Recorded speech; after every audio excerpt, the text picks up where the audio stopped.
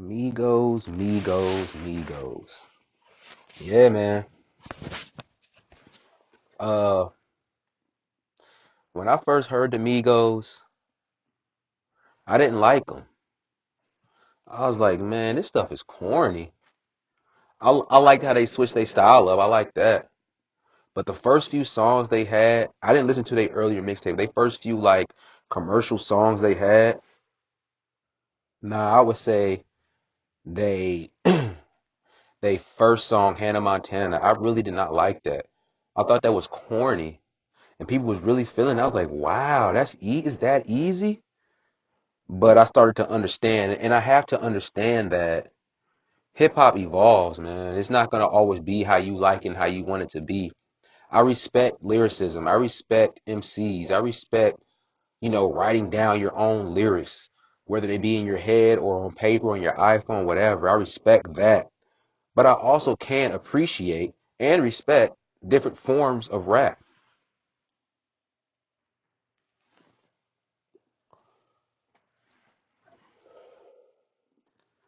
I feel like um I feel like hip hop should have genres.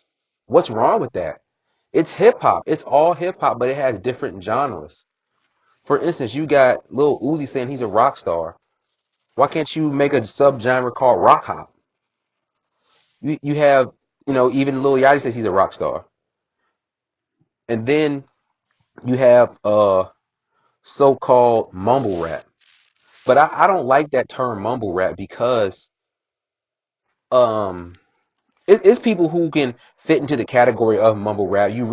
They really be mumbling shit. But the artists that they try to categorize as mumble rap, it seems like a disrespect to them because they're from the South or because their music isn't you you you're used to that enunciation, you know, and you feel that that enunciation is true MCmanship. And it doesn't mean that. Pause. It doesn't mean that. Somebody could be an MC and still not alliterate their words.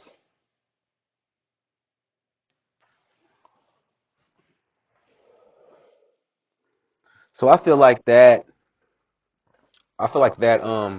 genre of mumble rap is a disrespect, a kind of disrespect to those people from down south who don't make enunciating music or whatever you want to call it. But there are people who do mumble rap. But it's just crazy how they came up with that term with people from the down south. There's always some way to try to insult people from the down south. When they first came out, they used to say down south was slow. Now they call them mumble rap. Like it's just another way to slight people. Nobody wants to be put in that category because it's a disrespectful category. But as I was saying, hip hop can have subgenres. There's nothing wrong with that. And I can respect and appreciate other genres of hip hop. I can respect the MCs. I can respect the people who do more cadence rhymes. I can respect the people who do more flowing and crooning type rhymes like the Max B's of the world, Free Max B, Free to Wave. I can respect that.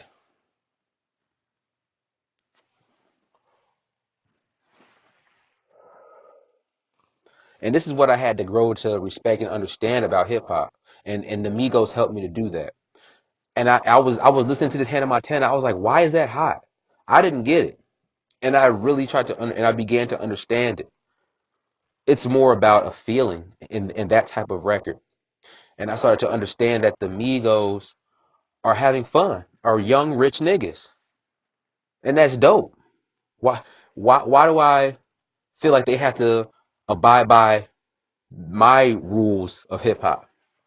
There are certain rules and criteria of hip hop, but I'm saying, why did I feel like they have to rap like how I want them to rap? I don't. And I finally understood that and I began to accept more and more of the different types of artists out there. Like, if I would say anyone opened the doors for mumble rap, it would be the Migos. The Migos opened the door for mumble rap, along with Young Thug. They opened the door for that term to be coined. Even though I really don't agree with it, they opened the door for that term to be coined.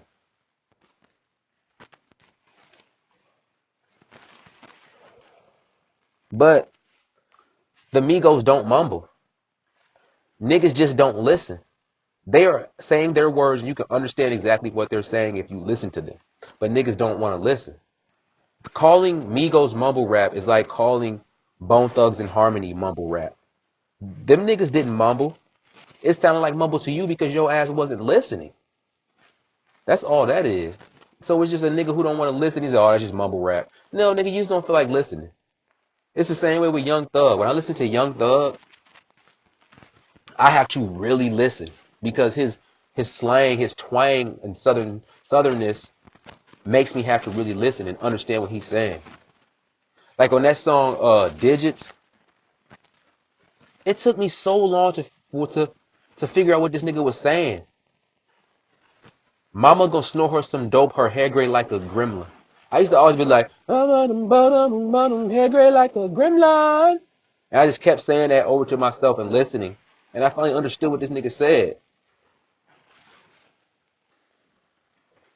But niggas don't listen. But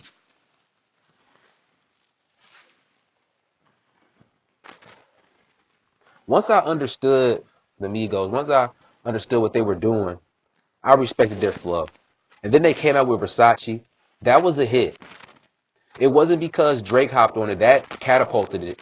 But that song alone, the beat, their flow on it was immaculate. It was great.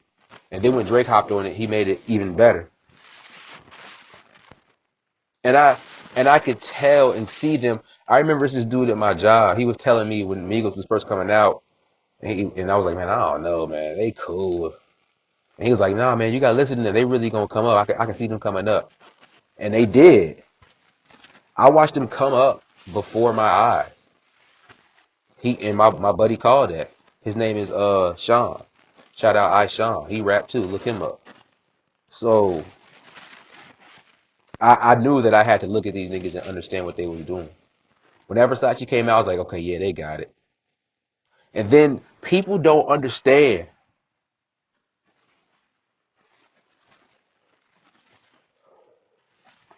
They want to talk about their hits, and they got great hits, but they had this one song that I was like, that's when I knew these niggas was dope. The moment I realized these niggas was dope, and many people don't know about this song, is First 48. That song was hard. It was creative. The video was cool. First 48. Got my amigo on the phone. Yeah, my amigo one call away. He'll pull the first 48. That shit's hard. Y'all niggas crying every night. Y'all nigga mama crying every night. The show called well. First 48. Like, that shit's hard. That's when I knew these niggas is hard as hell. These niggas is hard as hell.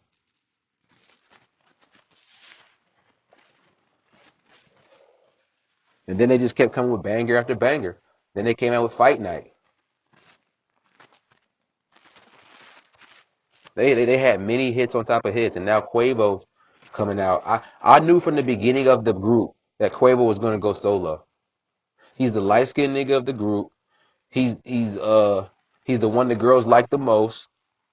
I knew he was gonna be the first one out the door. But I think the next runner up is Takeoff. That nigga Takeoff is hard. And this is how I'm gonna get into their new album, Culture. If you listen to Culture, Takeoff is honestly a great lyrical person. And he knows how to do different cadences and flows. Quavo has nice hooks, he has nice melodies, he has nice quick little punchlines. That's dope. Uh, Offset, he can come with hooks too. He's got nice lyrics. He's that hard street nigga. You know what I'm saying? That's his style he's coming with. But they all mixed together in a good gumbo. But I feel like Takeoff is the next one to come out after them because Takeoff is dope. His lyricism is dope.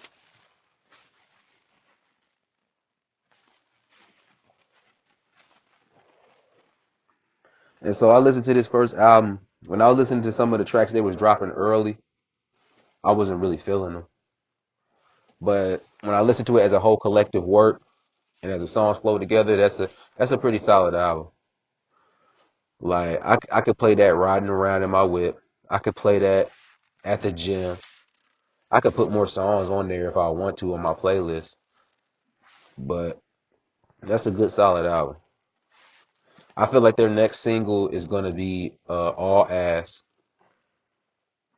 That callback on that hook is amazing. All ass, yeah.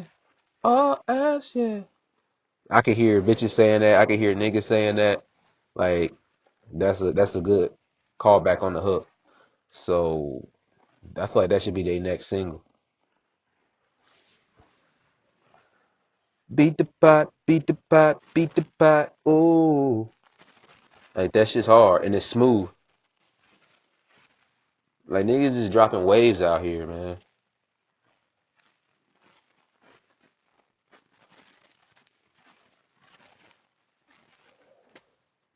But yeah, check out that Migos album, man. That mug is pretty solid.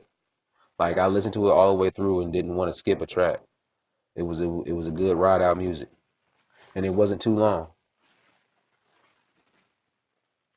It had different flavors on there, different waves. It was cool, different vibes. It was cool. So yeah, check that out, man.